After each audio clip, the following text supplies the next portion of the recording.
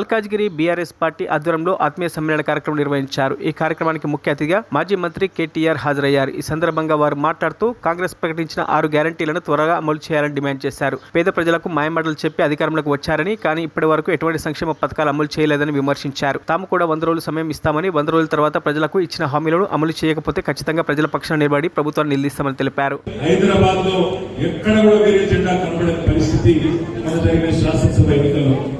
కానీ బయట జిల్లాల్లో కాంగ్రెస్ పార్టీ చెప్పిన మోసపు మాటలు 420 హామీలు 420 హామీలు ఏవైతున్నాయో మీకు బస్సు ఫ్రీ, బంగారం ఫ్రీ, ఇది ఇస్తాం అది ఇస్తాం అని చెప్పి మొత్తం జిల్లాల్లో ఉండే అమాయకులైన కొంతమంది ఆడబిడ్డలను అన్నదమ్ములని ఆగం చేసి మోసం చేసి ఓట్లు వేయించుకొని గద్దెనెక్కినారు. గద్దెనెక్కి 60 రోజులు అయింది. ఈ 60 రోజుల్లోనే రాష్ట్రంలోని ప్రతి గ్రామంలో చర్చ జరుగుతా ఉన్నది. ఈ 60 రోజుల కంటే ముందు ప్రభుత్వం ఎట్లుండే, ముందు పరిస్థితి ఎట్లుండే, ఇవాళ ఎట్లా ఉన్నదో ప్రతి గ్రామంలో చర్చ జరుగుతా ఉన్నది. రైతులు చూసుకుంటా ఉన్నారు వాళ్ళ ముఖాలు.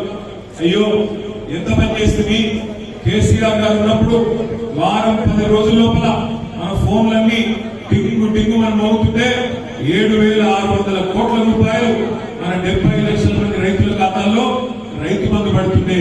కానీ ఈ ప్రభుత్వం వచ్చినాక 60 రోజులైంది.